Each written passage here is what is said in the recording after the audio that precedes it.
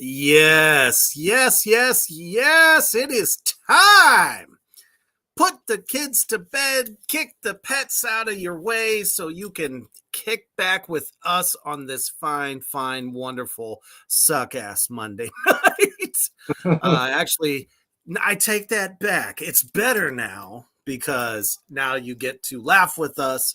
So wake up the rest of the addicts and it's going to be a good one tonight, guys. We are reviewing the 2022 release of Mother of Graves. So we got a kind of a action-packed synopsis of this band because they are making waves in so many ways and have worked their asses off, and it fucking shows. So before we get into this business, let's take a quick commercial break from our brothers at Villain Arts Tattoos. Check that shit out.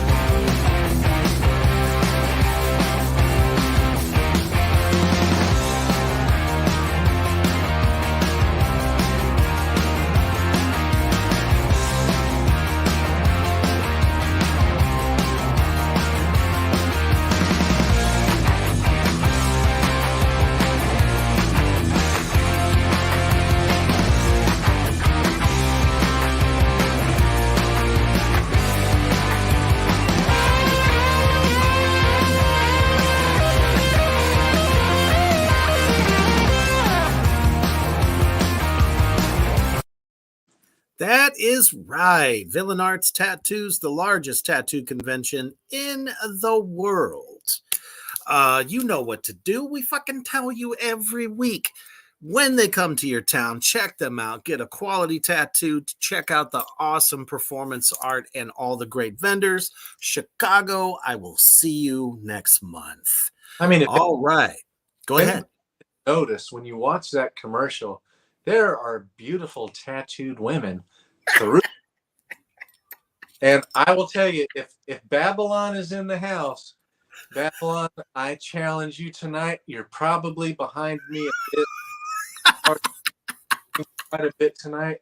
We're going to have a good night tonight. Oh, what's up, Kyler? What's up, Cody? Where's the rest of the addicts? Wake them up, damn it. It's time. I don't know about you guys, but it was definitely an epic Monday.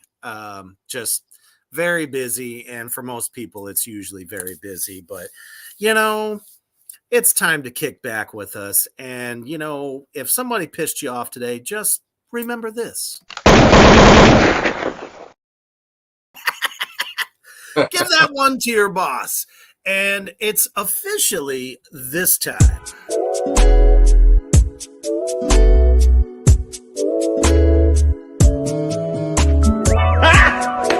Got him!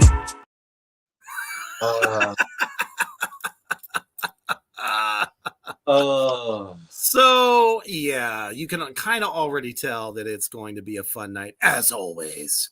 So, just to let you guys know real quick before we start talking about Mother of Graves, officially, it is now official. I've put it up on the Reapers Underground store. You can get your official Addicts of the Damn t-shirt. It's only $20, and the code is actually on the post that I made earlier. So go to the post. If you want to get one, we appreciate that shit. You know, Cody did just a phenomenal job on that. So I would love to see a lot of you guys supporting us. Hey, what's up, Mouse Bong? House long. So You it, but I'm already about 2 sheets to the wind. 3 sheets up. he's in rare form, everybody.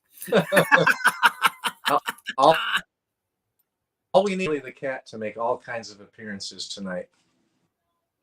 What, Lily? Oh, she's around here somewhere. She was sleeping behind me, but she ran away.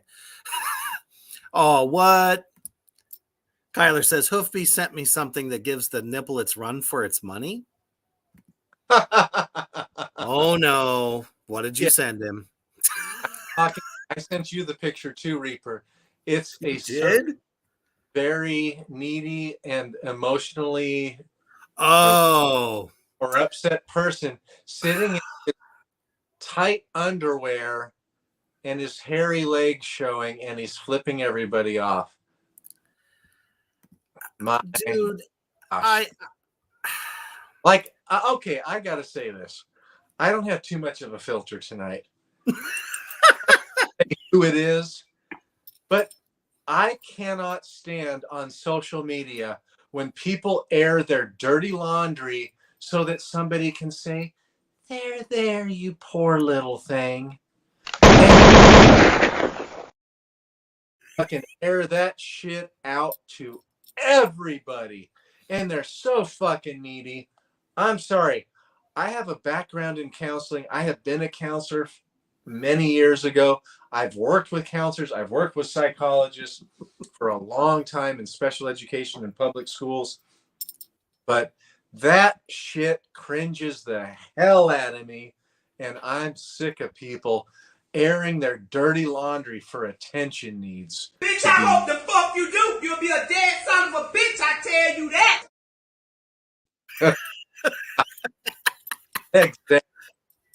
I mean, it just doesn't make any fucking sense whatsoever. But you know, some people just need that extra attention. So we are talking about Mother of Graves this evening.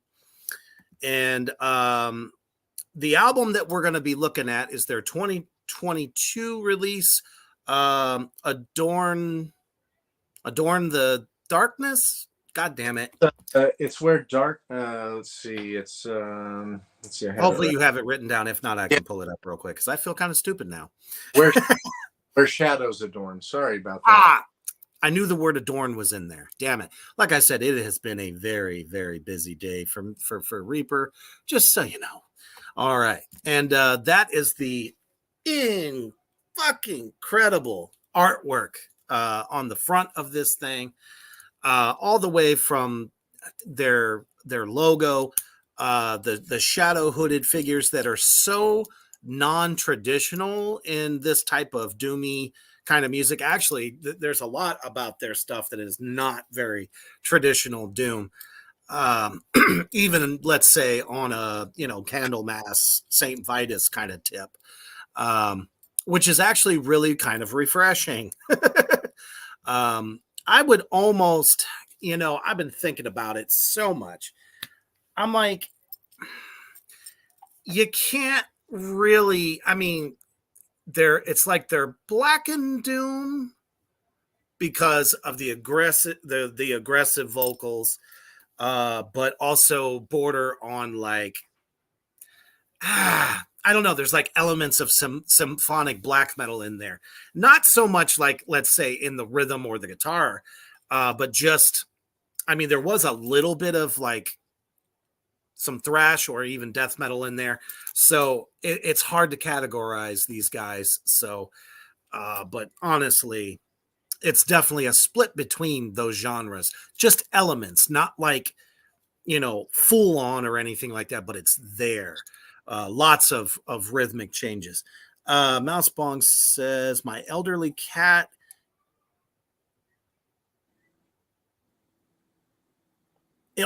cat is ill. I'm so sorry. That had a wretched few days. Looking forward to relaxing and hearing about this band I don't know much about. Awesome. Well, hopefully, like, we always try to do, we try to lift everyone's spirits, make you laugh, because we're kind of funny. And as you know, Hoof Beast is extra tonight. So tonight, like what I want to say, like I kind of felt weird covering an album that came out about 2 years ago. So I kind of thought we would kind of give people an introduction to the band as well. Yes. And I've been going back and forth with Chris. Chris is the guitarist. Chris plays a beautiful maple mahogany BC Rich Mockingbird, the same year that I got it, Korean made. It's a beautiful, amazing guitar. And we connected shit during COVID, like the very beginning of COVID.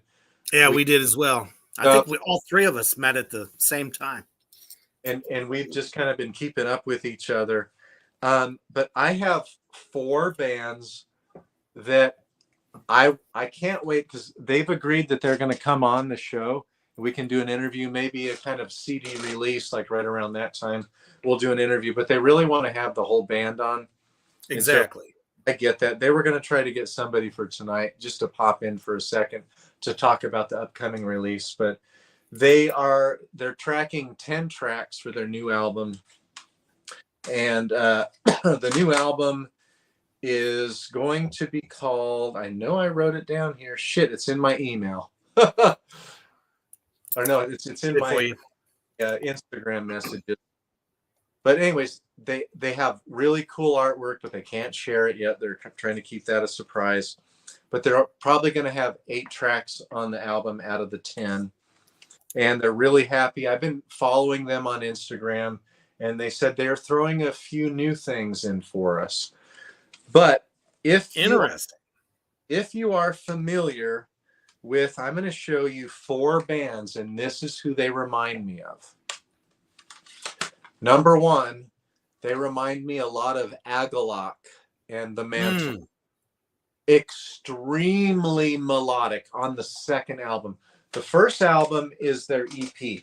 So this is their first album, and I'm wearing I got the long sleeve t-shirt a couple of years ago for these guys. But in Somber Dreams. Yep. Somber Dreams. This album's really good. This is a lot more raw, and this is more like Death Doom. The new album, I don't think I could exactly call it Death Doom because it's too pretty. It's in certain cases, yeah. But so the first one I would say is Agalloch, the Mantle. It's really melodic, a lot of the chugging, but they've slowed it down probably about 60 beats per minute.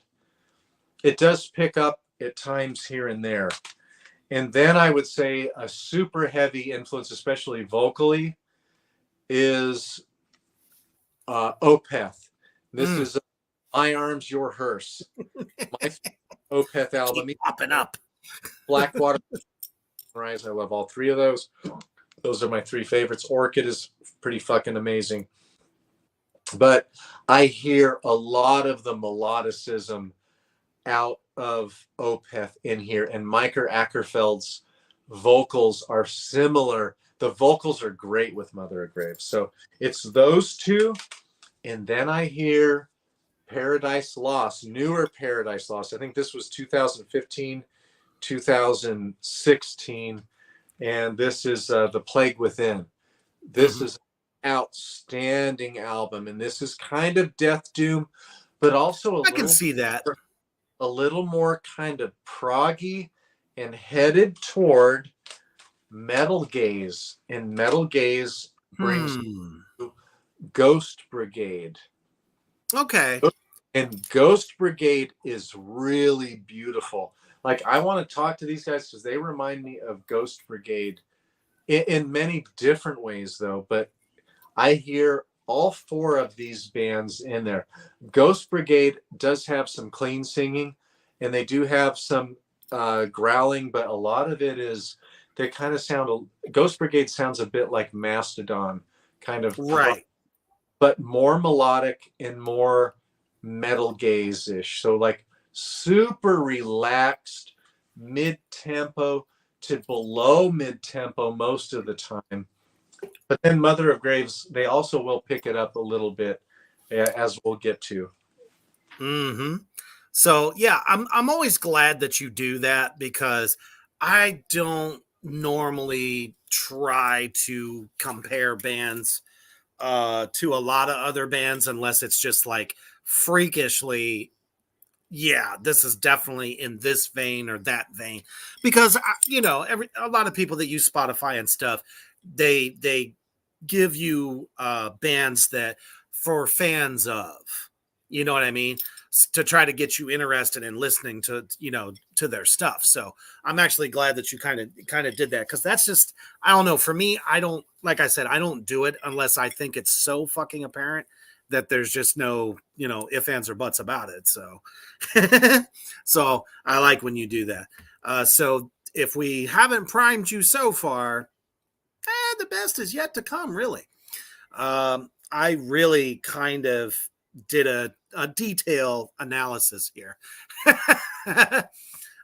because it's been a minute since I listened to this record, so it was really nice to go back and revisit it. Mousebong says, I wish Ghost Brigade hadn't split up. Yeah, crazy things sometimes, and that actually brings up kind of a side note, which I'll go ahead and go through that real quick. I've been noticing so much lately. People are losing their guitar players, or their guitar players are splitting. Some bands are carrying on and some are just not.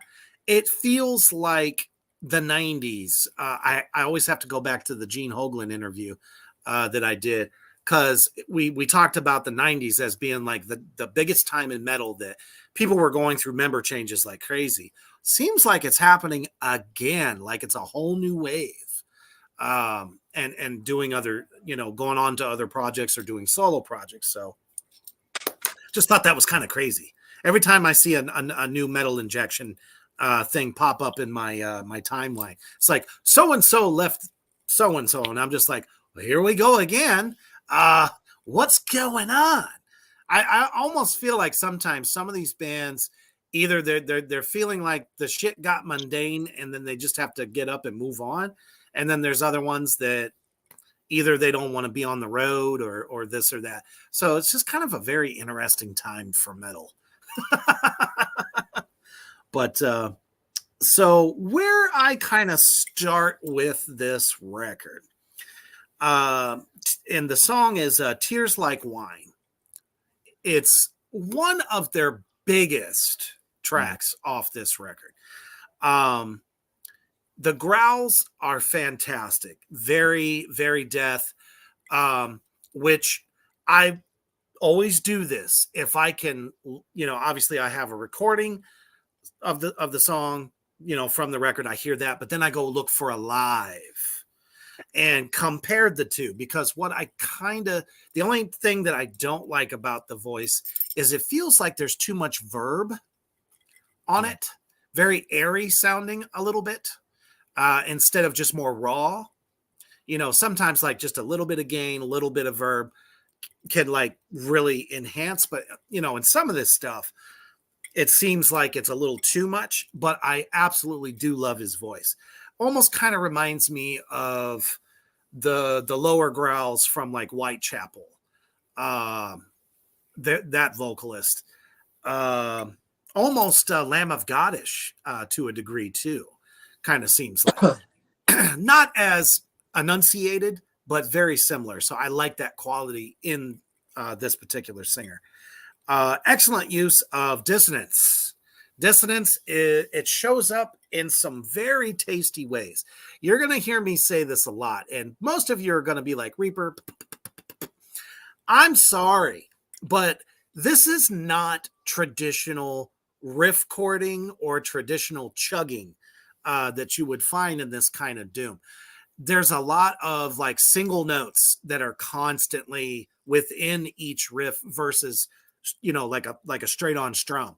So very Andy LaRocque is what I'm saying here.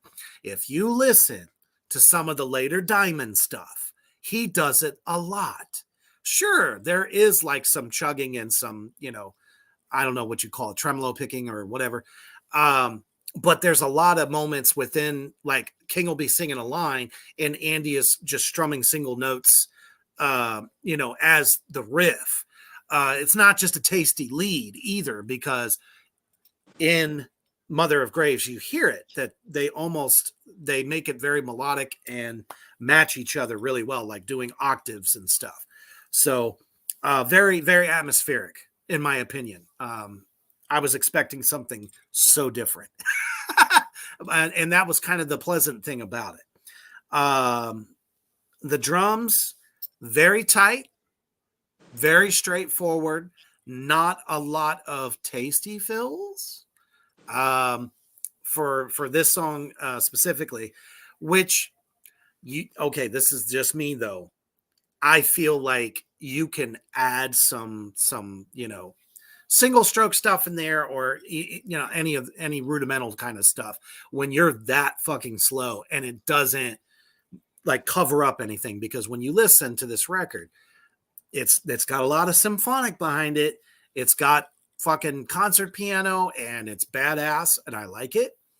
But I feel like he could probably open up more. But one thing I do notice about just being in the studio, sometimes you hold back. So again, that's why I like to go and try to find a live.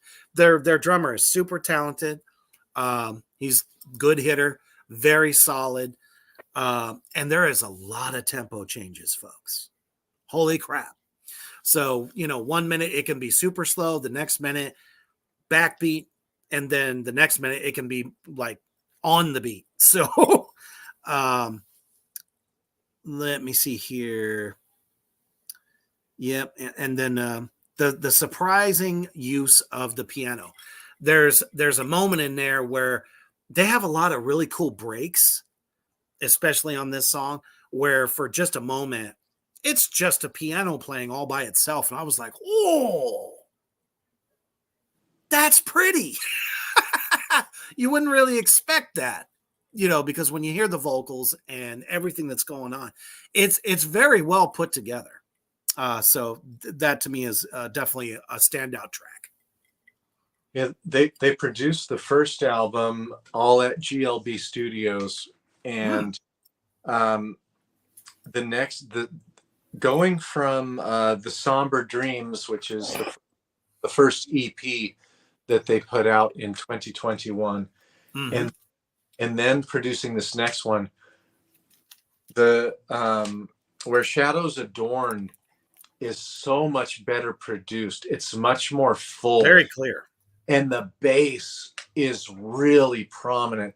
The atmosphere fills all space. Nothing sounds flat to me in this production for their first full-length album. The songwriting is there, the melodicism is there, but they took the melodicism and doubled it, or more than doubled it, for Shadows. Oh, they totally doubled it.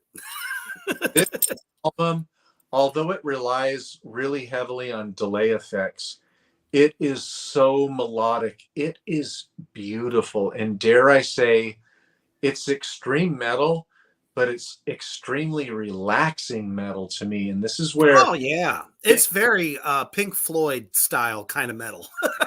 It kind of grabs like Agaloc's atmospheric black metal and melancholic, very melancholic, but beautiful.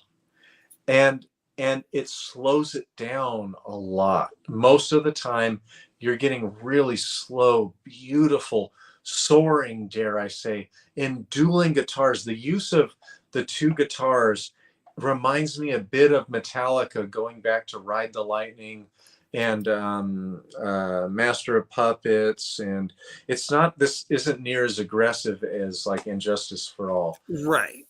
It's more like butter. It's like melodic butter.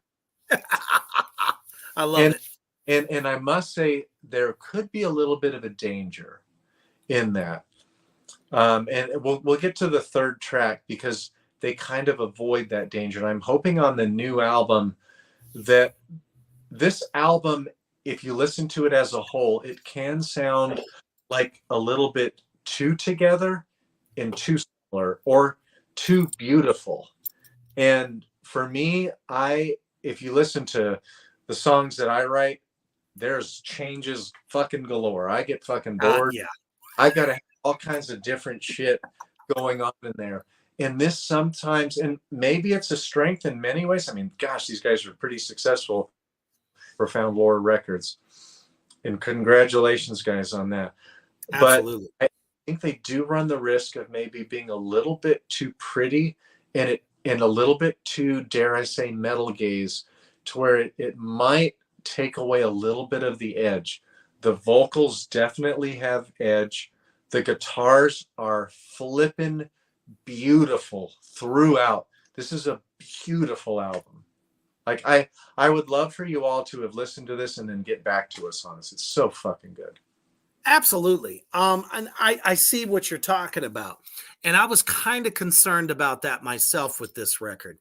But you know, they have a way of balancing the pretty, because when they kind of go back, they come to another part where you think it's going to pick up like the original, like you said, the dueling guitar kind of stuff, which I said was very much a mid Andy LaRock kind of thing. And you even see it in Merciful Fate sometimes.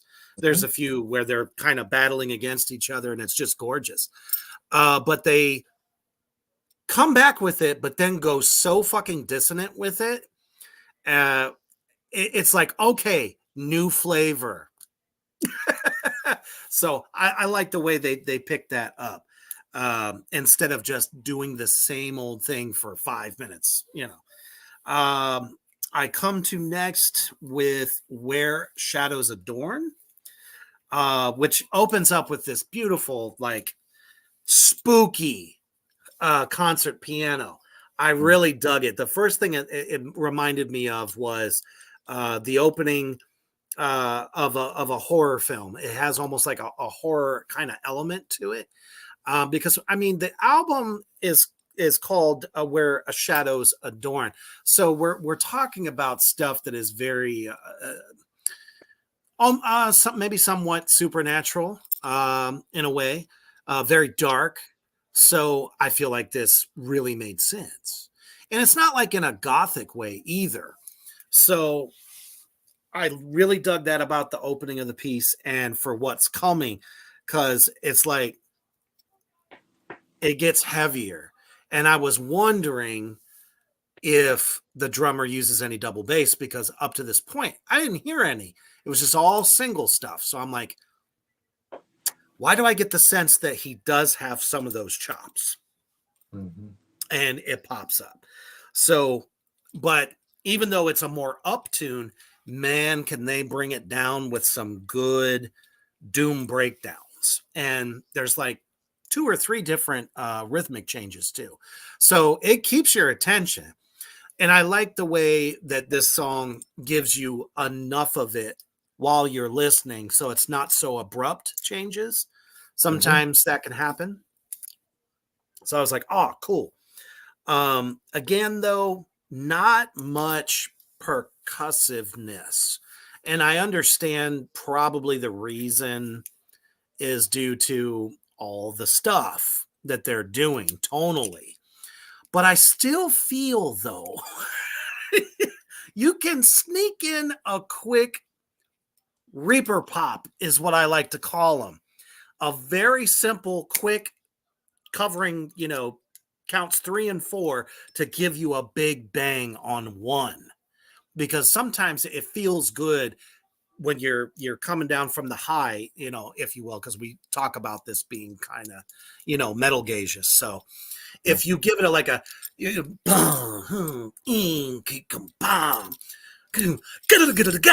I mean, so simple, just one little thing can give it so much like intensity when you come back to 1.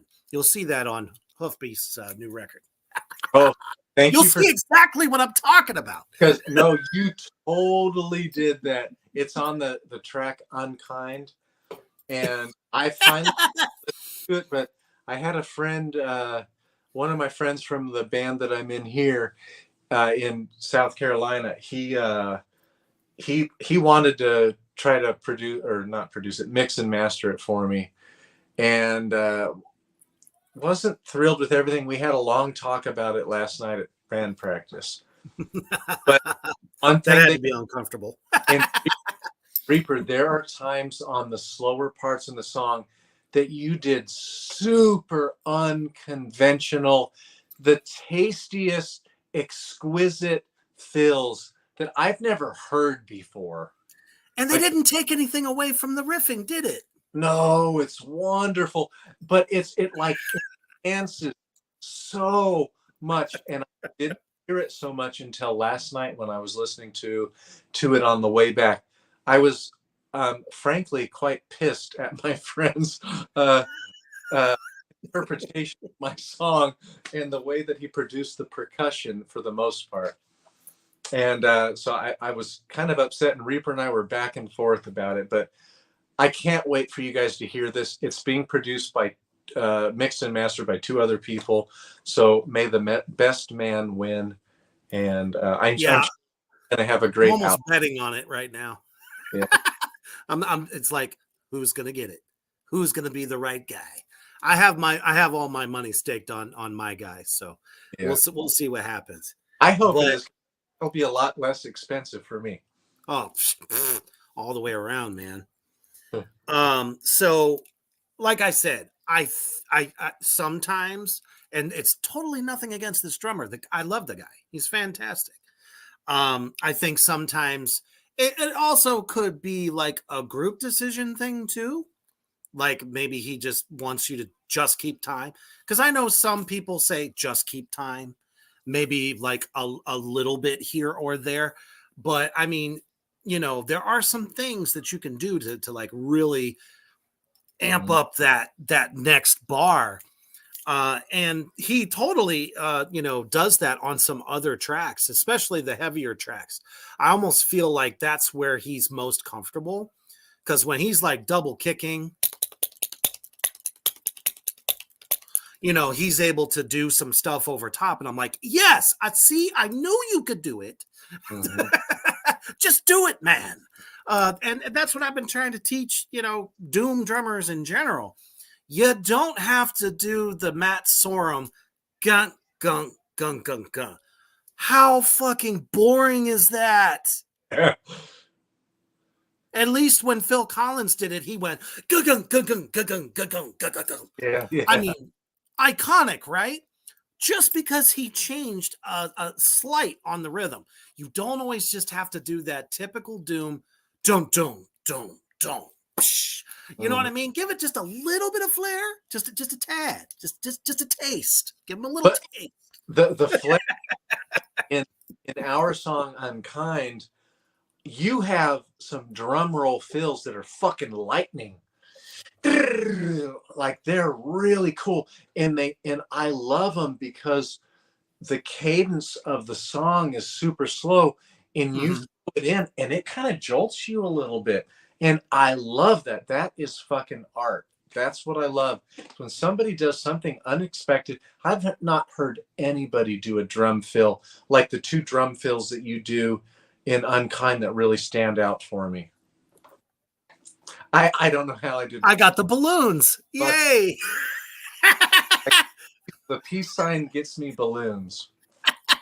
But at least they know he's a magician, people. He's a wizard. Fucking devil horns that I get Ronnie James Dio laser lights. Or at least I usually do. Damn, I didn't get fucking laser lights. Oh, you got him that time. Yeah. We have no idea how this happens, folks. It's got to be an iPhone. But yeah, so out there, everybody in Morgrot land, as a drummer, if you're a drummer, don't be afraid to open up a little bit if it makes sense. Or Let's see. Enough to make it make sense. Exactly. There is so much melodic leads in this track too. that are, I mean, they're beautiful, but they're eerie at the same time, which is like I said, when they have that horror style kind of piano playing in the beginning, it's like the riffs are also eerie. So even though we say they're beautiful, they're still beautifully dark. So as a title track to the record, I thought this was really good. The third track on the album, The Emptiness of Eyes. This is a song where it starts off and it is single note doom, as in old Candlemass, really slow kind of Sabbath worship. I was going to say Iommic a little bit. But that song picks it up and they get into some quicker D beat. And quite a bit into there, and to me that's slick how they got into it too. That's a track that stood out because they showed a little bit of more of a different side by picking the pace up a little bit, and I like that dynamic because like anybody who buys this album or goes on Spotify and listens to it, they're getting a cacophony of melodicism and melancholy. It is a sad, dark, greenish gray kind of mood that they set with this album. Seriously, we're not telling you it's wine and roses and some brie cheese. There's nothing happy about this. When we say melodic, it's like just beautiful tones. Yeah, and it's really note wise. But still, it could literally be the soundtrack to you being led to the gallows to hang. That's the best way I could put that. And of course, the last thing I said on this track is obviously the groove changes. They are so slick on how they can be ahead, come back, and then super fucking slow. It's mind-boggling. I love that shit because I dare I say Down was kind of famous for doing that too. They would have kind of like an on beat and then suddenly bring it down a second. Then suddenly it's sped forward and you're like, whoa, how'd you guys do that? And it's the same riff the whole time. Mm-hmm. So just very, very good use of rhythmic changes. And still, again, some of that Andy LaRocque kind of Merciful Fate kind of dueling going on. So, yeah, like it's a joy to listen to this album, but it really mellows me out to listen to it as well. But it does have edge because the vocals are fucking dark. Like he's got great vocals. They're not super dynamic. Like he's not going to go up high and do some black metal fries or I was going to say there's not much range. Yeah, it's well enunciated. It's very consistent. You know what you're going to get. And on In Somber Dreams, the EP that they released the year before, very similar. In Somber Dreams, which is the one I've got the T-shirt for, and this album here, this is their little EP. This one reminds me a little bit more of Hooded Menace. It's a lot more. The bass is not as prominent. It's not near as atmospheric. What they did is a change from In Somber Dreams, and it does have two guitars going on throughout. But I don't know if it's the way they produce it. They brought the bass way more forward in this one. Thank goodness. He's great bass player. Great tone. Oh, it's a huge plus. Like In Somber Dreams, although I loved it and I got it when it came out, it's a great album. I enjoy that. It's an album I will come back to for sure from time to time.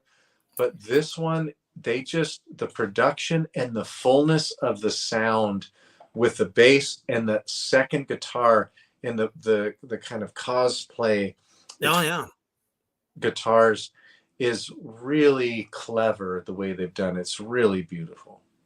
And here's such an example.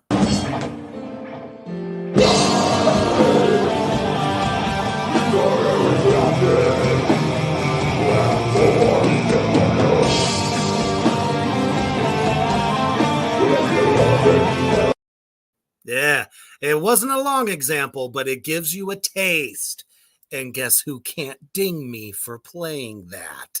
You seem like you did under 10 seconds. Well, not only that, but just the fact that I took it from their Instagram. I was like, yep, you can't spank me for that. So not going to happen. That was just recently, everybody out there in Morgrot land, where they played at the Decibel Metal Fest back in December 2nd of 2023. So just a few months ago. What a big presence. And do you see what I'm talking about? When he sang, there wasn't that air feeling to his voice. But when you hear it on the record, it kind of echoes into eternity. That's kind of good, but a little, I don't know. Shit gets lost. I feel. I'm just not big on Verb. That's just me. Like his vocals are really good. Like I love to hear him. I just want to hear a little bit more dynamic, like change it up a little bit more. That would be kind of cool. Yeah. That would be. They've been successful, so maybe they're going to stay the same course because, I mean, they're signed on Profound Lore Records. These guys were in Decibel magazine. They were featured so if you have a subscription to Decibel magazine, if you pay a little bit extra, you get the flexi disc, which they will send you, which is like we were on floppy vinyl, and they were featured for that. I mean, that's a big honor. Congratulations to them on. Absolutely. I mean, congratulations to all their fucking success. You know, there's not too many bands that only have two discs out, and they're doing this well. It really is a testament. A couple things from our wonderful addicts out here. It says, I'm listening to the record now and I'm really enjoying it.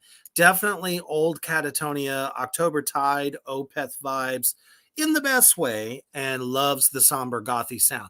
That was another thing I was going to say when we were talking about, it's beautiful melodicism, but it is not happy. There's nothing happy about it. Oh. And as a matter of fact, we do know that they are working on a new record. Yeah, they're tracking more guitars tomorrow night. They are going to release, or they're going to have about 10 tracks ready, and they're going to choose the 8 best out of That's the best way of writing, isn't it? Yeah. And I've been following. I wish everyone would do that. It sounds like much of the same, but they have promised that they've got some changes up. Okay, Reaper's drinking, so that means Hoof Beast has to drink.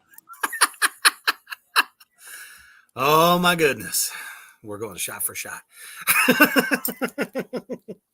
I'm going to go hit another track that really stood out to me is the song called Rain. Got that one down too. It's that non-traditional riffing style that gets me. You kind of heard a little bit of that on that video clip that I just played for everybody out there in Morgrot land, where it's like na na na na na na na. It's very single note. There's no, chugs or strumming. It's just single notes that really kind of pushes it through, and it works so well with the grooves that the drummer is laying down.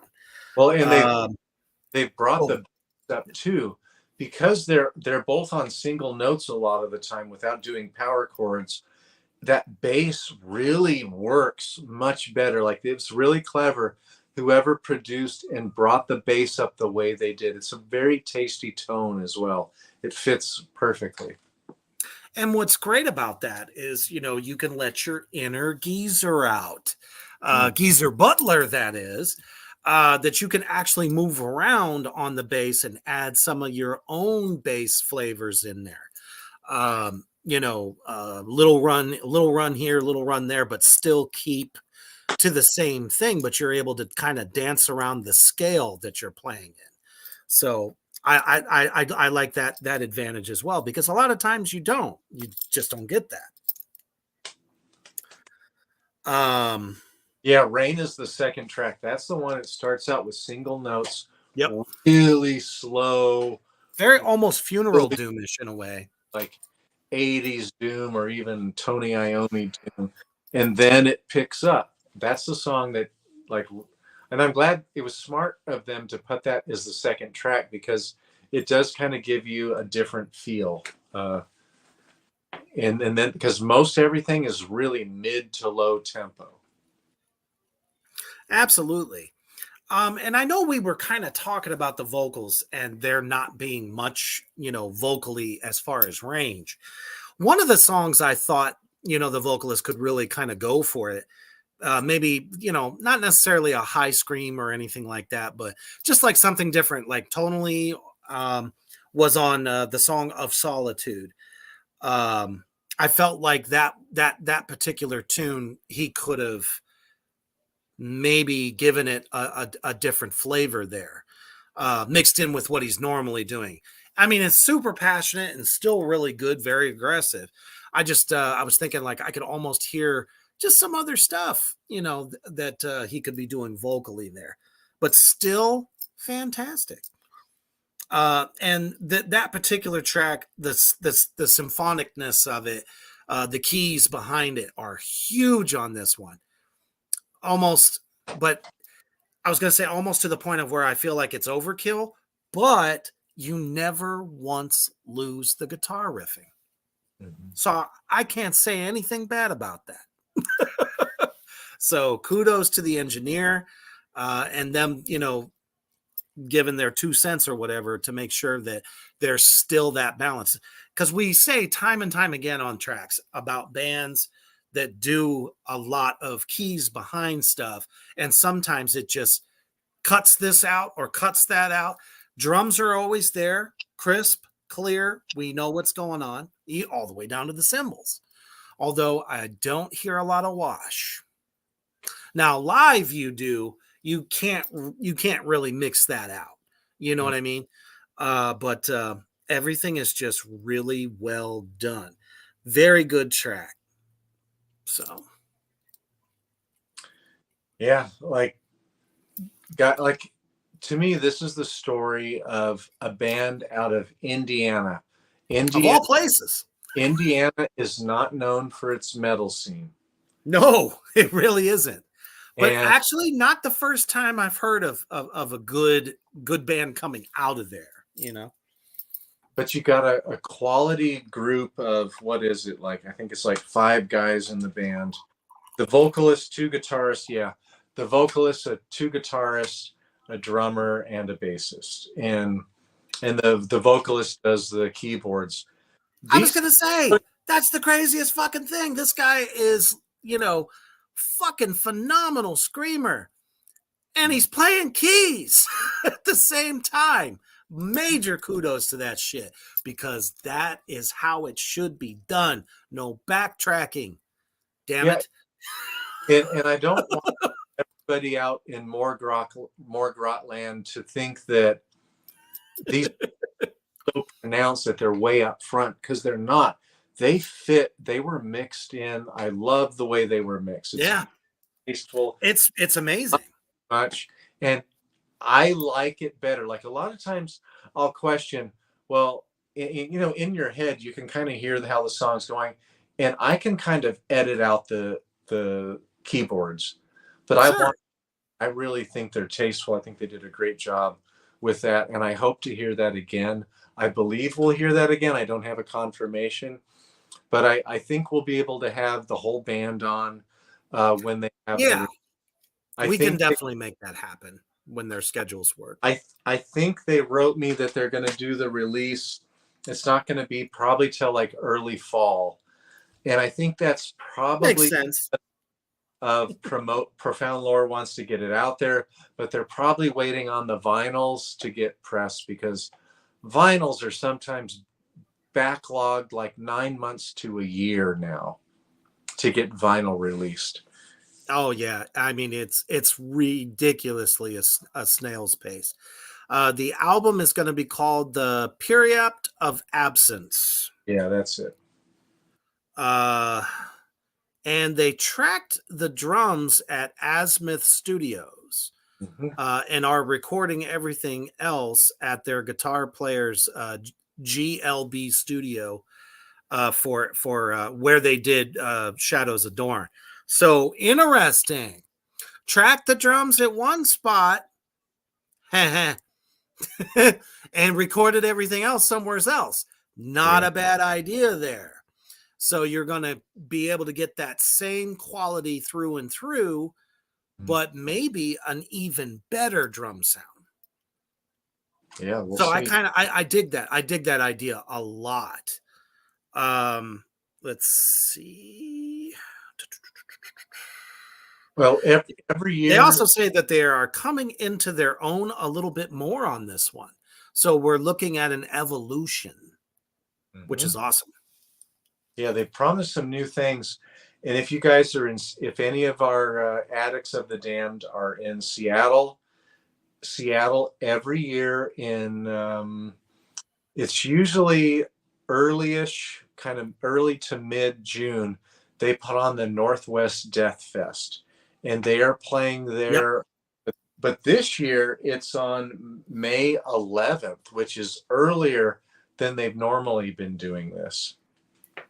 I saw Wolves in the Throne Room in Seattle years ago. I don't know if they're going to play it at the same club, but the club was right across from a great tattoo studio. But if you don't get booked with this tattoo artist like 4 or 6 months early, you're not going to get tattooed. It's not like you can do a walk-in with this guy. I forgot his name now just at the moment, but he's one of my favorite blasphemous tattoo artists. The are so gorgeous. He does the tattoos that I'm going to be doing next year, hopefully near Kansas City. I hope. Which will be awesome. Far from Omaha, Nebraska, or Plattsmouth, Nebraska. And just to let y'all know, they were able to get this out as well. I mean, they have a lot. So first I need to put this up. Where can you find all this awesome stuff? motherofgraves.bandcamp.com is where you want to go to get physical merch, because I'm telling you, once you listen to this record, it's gonna make you want to get some stuff. And why not? Look at this motherfucker right here. Fantastic shirt. Great fucking logo. Absolutely love it. And they also have a second edition Chaos color of the Where Shadows the Shadows Adorn album. What's that? I missed what you said. I just said Where Shadows Adorn. Ah, thank you. Yeah, so you can get a second edition and get a really cool vinyl. So real timely, like this is my long sleeve, and it's got several of the logos along it. I've got from the first EP, I got this. Like, I actually ordered it when I was in Kazakhstan, and I couldn't wait to get it when I finally got back. So I ordered it months before. It was sitting with my dad before I got it. Guys, this is an upcoming band. This is a band that I think they've got a great group together. There's no weakness in this band. They seem to be getting along. They seem to have decent promotion to where they've got the Decibel magazine. They've had a fucking flexi disc with Decibel magazine. They played in Denver, Colorado for the Decibel Death Fest. That's fucking cool. Now they've got the Northwest Death Fest in Seattle, which is always a really good little death fest to go. Absolutely. And I feel like it won't be long before they're doing much more. Yeah. I could definitely see them touring.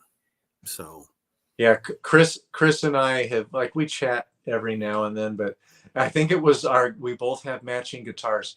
He had his guitar first, and there was another guy on Instagram that had the same type of guitar, made in Korea, quilted maple top, natural maple finish, so beautiful. That's one of my favorite guitars. The only thing I don't like about that guitar is a lot of BC Rich guitars are the headstock is really heavy, and so it pull down, so I'm always having to either prop it up while I'm playing. It always wants to go down to be parallel with the floor. That's my only fucking complaint, and it's a heavy fucking guitar too. A lot of BC Riches are real heavy.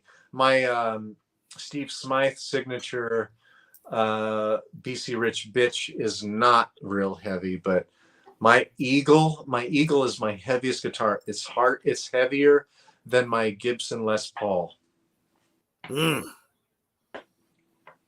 That's a lot to be schlocking around while you're trying to jam.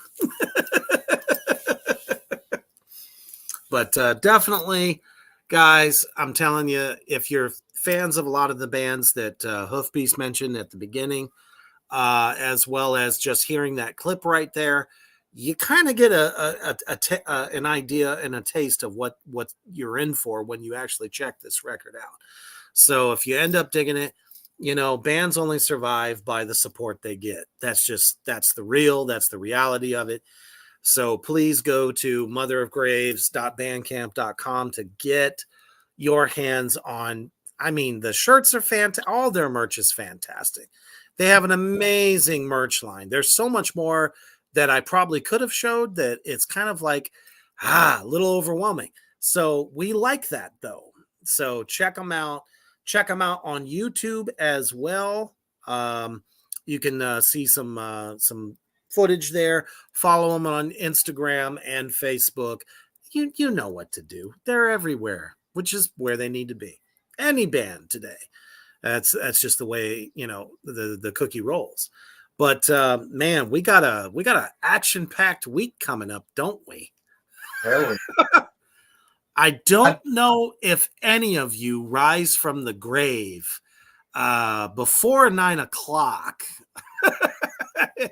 in the morning, but I told you a while ago that we were going to be interviewing Rune Blasphemer Erickson, formerly of Mayhem and current guitarist of the crippling, and I just listened to a bunch of it today, crippling stuff with this band Viltamas. Fucking amazeballs death metal. It is, I couldn't think of a better group for Rune to be in, but he is going to be joining us at 9 a.m. CST tomorrow morning because he's in Norway. And believe it or not, the my co-leader of Morgrot Entertainment, John Sorrell, will be also interviewing him at the same time, which is always good to see the other boss. So bring your questions, man. If you miss it, don't worry. The playback is going to be there. So you'll be able to catch it once you get off of work, or shit, even if you get up about 11 or 12, you can catch it right away. It's going to be amazing to talk to this legendary black metal guitarist. And let me tell you, the riffing is fucking fierce on this record. If you've heard any of it, it is really, really good stuff. Very old school in a lot of ways, but so percussive. And that's one of the things I'm going to ask him about, how he gets that very percussive riffing that he does when doing any number of rhythmic chugging, because it sounds like a fucking machine gun. It's badass. So join us tomorrow if you can, live, 9 a.m. If not, damn it, it'll be up on everywhere. Black Flame Entertainment, Morgrot Entertainment, Reapers Underground, and of course the YouTube channels as well.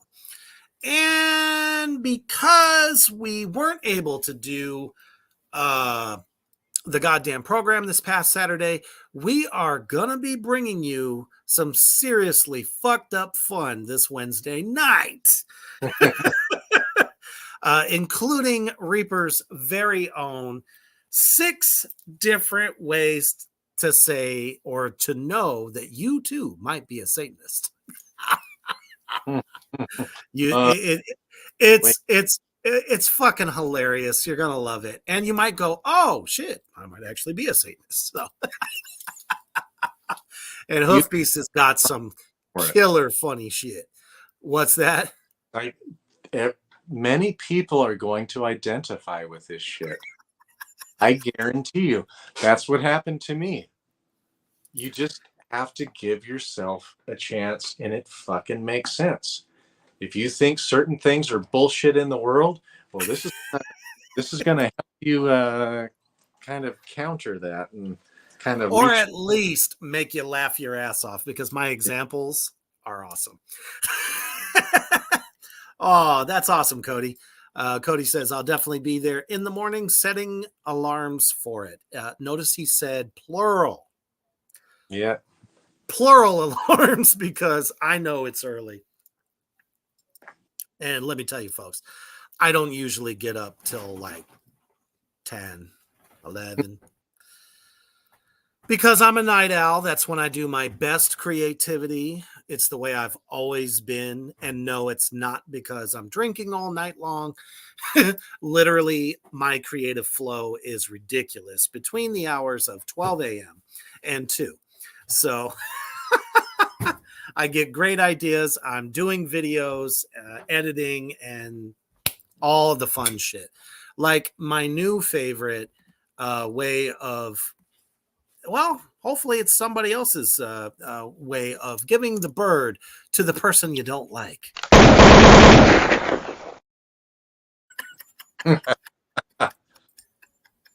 Literally, when I created that, I was merely looking for a picture of Phil Anselmo giving somebody the bird. Little did I know he picked his Johnson up and set a beer bottle on top of it. So I was like, yeah, that's probably the best way to give somebody the bird.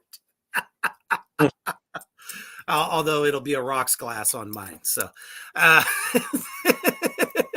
so if you guys don't get enough by Wednesday, Friday, my good buddy and starring along with me in the film Attack of the Corn Zombies, and will most likely be in with me on Return of the Corn Zombies in the fall. He's also a cosplayer. Doug Bayless, actor Doug Bayless, will be on the Underground this Friday at 5 p.m.